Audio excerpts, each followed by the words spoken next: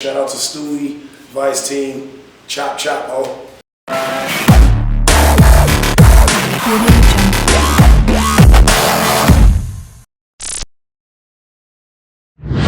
What up, though? It's me, Stewe, and it's going down right here on the Stew Show. Special guest in the building, Chavis Chandler. What up, though? What's the word with you, Chop. man? What's the deal, fam? Glad to have you in the building. Hell yeah, So we man, want to it's a pleasure. definitely get to know you.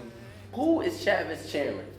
Man, I'm one of the most soulful artists from Detroit. Okay. And I figured out how to explain who that is over a few other interviews. But definitely, yo, I'm the most soulful artist in Detroit. And I'm trying to bring the authentic Motown sound back, man. For sure. What part of Detroit are you from? I'm from the east side, Culinary Artist, in the same neighborhood as Jay Dilla. Okay. You know what I'm saying? Rest in peace. Sure. And I've been doing music since I was a kid, man, and I just figured out I had a story to tell, man, and I want the rest of the kids in the world right now and in my neighborhood that's growing up like me to listen to it and know that they could be somebody, you know. How do you think you first started trying to get into music? I first started off by performing at Bob's Classic Kicks, you know what I'm saying, back in 2009 when the scene was first starting, Air Up There. There was a lot of different artists on the scene at the time, you know, and started like building my buzz. People started gravitating towards the music. It was something new for them. So like, they never seen my energy before on stage. People said my energy was crazy. And people said my voice was distinct and my songs was just different. So like, as that grew over the years, man, I just really started putting out the best music I could, and I started being more honest with my music. That's what got people listening to it more. You know, you talked about the scene. Now, I want to say it's like a few different scenes within the city of Detroit. Mm-hmm. All, you know, great scenes, all very talented people. But describe the scene that you feel that you're a part of. Well, the scene that I'm a part of is kind of the core to all the scenes because some of my mentors came up producing for the Street Lords and producing for Slum Village. So it's like that's where it's kind of a different culture now because there are so many different scenes, but there is only reason because it's all so separate. But back then, everything was still integrated. Even like the street rappers was integrated with the guys who they would call the backpackers because they just made backpack music. They couldn't like associate the sound with the lifestyle. And I feel like, you know, if you were to put me in one of the two, of course I would be more on the hip hop side of things, you know. Do you feel that that scene gets enough light right now in the city? I mean, everybody getting they just do, but it's all about the kind of work that each artist put in for themselves. It's not really about the scene. The scene don't make the people come. It's the person that's doing the work. So, like, I feel like, you know, the street rappers always did outstanding because, like I told people, like they got the best confidence and they're not scared to speak up for themselves. They're not scared to sell themselves. They're not scared to let people know this is what I do. A lot of the hip hop rappers, you know, they don't really feel confident in themselves like that, even though it's a lot of dope ones. Like, they just don't attack it the way that the others attack it, man. So it's like, you can't blame anybody else for your shortcomings. You gotta work harder. That's it. What do you think is one of your biggest moments in your career thus far? I feel like one of my biggest moments in my career, honestly, has nothing to do with my career. Having a child, having my daughter, you know, because it changed me as a man forever. Wow. It changed my outlook on what I had sight on. So, like, when I was younger, you know, I was probably like, you know, just focused on a lot of negativity and just thriving off of a lot of the stuff that wasn't important and it wasn't real. So, like, that's what I really appreciate the most, having a kid and, like, just going through different changes I've been through more recently in life. So, like, how is it balancing the grind, the hustle, and being a father? Man, it's interesting, man. It's still taking some time to, you know, get in a rhythm and get used to. You know, my lady, she's a singer too. Asia's a singer, and she can't even get in the studio like she want right now because she has the baby most of the time. So like, we just trying to get it to a medium. So I haven't been getting any sleep between the studio and my baby, of course, but you know, I love it, man. It's like really, it's just making me appreciate time. Like, it's like, that's what it's really making me learn, time management and how important time is. How, like, much time I don't have to waste. You know what I mean? It's like everything that I'm doing, when I leave here, I gotta be doing something else that makes sense.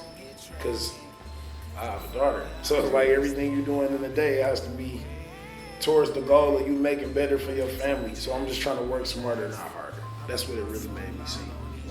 So how would you describe your music? Blunt. I would describe it as blunt, melodic.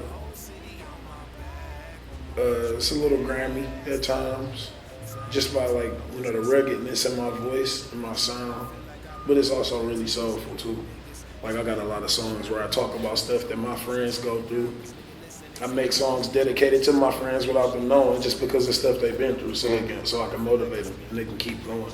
So that's why people live with my music, because I understand, like, I'm not the only rapper. I'm probably not the best one, because nobody's really the best. You're just the best at what you do. So like, yeah, everybody is the best at something, but nobody is the best, as in better than everybody else. Right. Everybody offers something different. Everybody got their own flavor. So like, man, I would feel like mine is just, it make people really like keep going. It's kind of like boot camp music. A lot of people tell me they listen to my songs when they working out. Like some of my songs are like they heightened power songs. And like a lot of people tell me they listen to my songs when they go through breakups. A lot of people tell me they listen to my music when they at work having a bad day. But I got music for all of that. It's like I got music for a person that hate their job, but they don't have a choice. They got to keep it going. I got music for a person that really don't know how to keep going, that's losing their faith, that don't really see themselves doing nothing tomorrow. And like, that's what it's really about. You got to make sure you right here with the people. You only as good as your audience. What would you say is your most impactful song thus far? That's an interesting question. Nobody ever asked me that. I would, in the city, I would have to say Lose Coney Island. I mean, everybody love that song, and that's a Detroit staple. And it's like, everybody loves food, and I just like music and food, two things that make people feel good. Like, I just associate them both with each other. I would still feel like that's like my most impactful song. Like, I don't even have to rap that song no more, ever. Like, I perform it, and I'm just holding the mic in the crowd all the time. And people jumping around and sweating more than I am by the end of the show. Speaking of food, like you're really into food. You're actually a culinary artist. Yeah. Okay. So talk about that. Like, how did that come about? Well, man, I always had a passion for cooking since I was younger. My family, they can cook a little. And as I got older, I decided that it would be cool if I did something outside of music that was like that. And what better way to do it than all of the things that make you feel good on the way to the studio? It's like when you go into the studio, you gotta eat. You gotta have your friends around. You gotta have music playing in the background. You gotta have some kind of vibe going. It's right. Like it's putting you in a certain place nostalgically, kind of with your emotions. So like, I've made some of the best music out of my life just in my room in my mom's house, just smelling the food coming under the crack of the door because I'm in here working on something. And it's like family over, and you just feeling all the vibes, and you know, everything is right. That's what it make me feel like when I smell food and hear music at the same time. Everything is right. Nothing is wrong. That's how you want to feel. So that's where the chop hoe came from. Yep, exactly, exactly. It came from me being a chef at different restaurants. I finish my orders and hit the counter, chop, you feel me? Come get the food.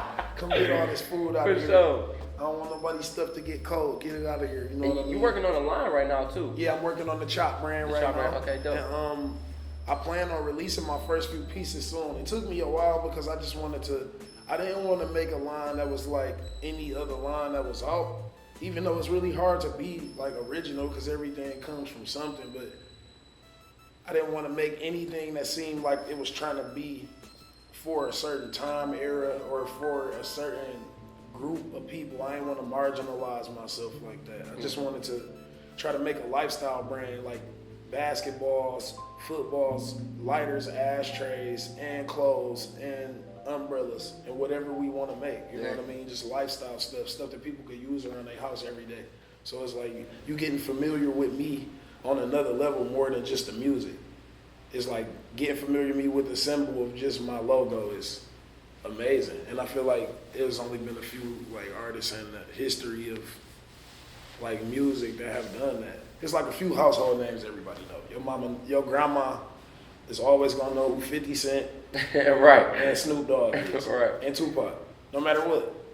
Those 3 names, everybody grandma know who they is. Period. You know what I mean? That's how you want to be. Like, it's Right. like you want to be one of those names. It's like, oh, 50 Cent? Yeah. They ain't even heard none of 50 Cent They just music. know. They just know. They just know what he look like. They know his name, though. Like, Right. it's just something like that. Like, you want to kind of like put it into people's ear where they can't forget you. And that's I feel like that's my goal, like to be unforgettable, man. That's dope. So I want to talk about the new project that you're dropping. What is it called? It's called The One Wing Angel. And how did that name come about? Well, the name of the album came is because I actually have one run. I was born with one run. And I use that as an analogy of me being an angel. And of course, which normally has 2 wings, but I got one, but I'm still able to fly just as good as the rest of the angels. Right. Just as good as the rest of the people around me. It's like, just because I'm facing a lot of adversity and I'm facing a lot of like trials and tribulations, that doesn't mean I can't still reach the sky too. Like I should still have a chance to fly too. You know what I mean? And that's what I'm like showing everybody. I think I'm gonna put like the album somewhere here, y'all, so you can see. I'll put the cover art, but just kind of break down the cover art for them, cause you're kind of like blowing up. Okay, It looks yeah. like. Okay, so the cover art is a representation of all of the struggles and all of the stuff that I've been through in life, all of the people who's came and went, all of the backstabbers, all of the broken hearts. And I'm just exhaling everything from myself to let all of that weight off of myself so I can actually fly. So I can be able to. Dang. So yeah, it's like getting closure. This is an album of closure, really, and an album of growth. You know what I mean? Like me, like breaking out of an old shell. I'm not the same Chavis Chandler I was years ago. Like I'll never be that person again. I don't know who that is. Donald Trump is our president. How do you feel about that? He pimped the world. I mean, That's a deep word though. Like that's a deep word when you say it like that. what Though. can you really say? He pimped the world. Dang. He like I don't like Donald Trump at all. I don't really care about politics because none of that is gonna change my destiny. Right. No office, this office. Right. Like the White House is made out of the same thing this place is made out of. Who's to say it's any better than this? Right. That's a building. People like people put so many like things on the pedestal, but it's like, yo, what's reality to you? What really mean the world to you? Like this is right here in front of me. Like if it was a diamond floating in the sky and you reached out to it and touched it, that's real. But that's not real. Like you know what I mean? Like yeah, it's propaganda, it's all this and that. But I'm not really like I'm not one of them people. Yeah, I'm hip hop or whatever, but I'm here to uplift my people. I'm not a politician, bro. I know my job and I know what I'm doing. So I'm not gonna be one of them people that try to. What advice do you have for young people that are looking up to you, that want to be like you and want your success? Well, my advice to everyone is look in the mirror in the morning and love yourself. That's it. Period. And once you do that, you can go anywhere you want to go in life. And last but not least, if you were to write a letter to Detroit starting off, Dear Detroit, how would you finish that? Dear Detroit, I'm proud of you. That's how I start off, and then I go into everything. You know what I mean? For sure. Appreciate I'm proud you of my coming city, through, man. For Yeah, sure, word. for sure. I appreciate you having me, bro. No, anytime, man. Let them know where they can find you at on social media, find all the music and whatnot. Yo, you can find me on Twitter at Chavis Chandler, and that's ChavisChandler, no underscores. And on Instagram, Chavis Chandler, Facebook, Chavis Chandler. I got a new album coming out, One Wing Angel. It's coming in April. Go check out Sang For Me and all of my previous projects that I got out. Shout out to Bresh and Madison. Shout out to Stewe, Vice Team. Chop, chop, ho. We out. You heard it here first, man. It's me, Stewe. Make sure y'all hit the subscribe button. Let's get it. Chop.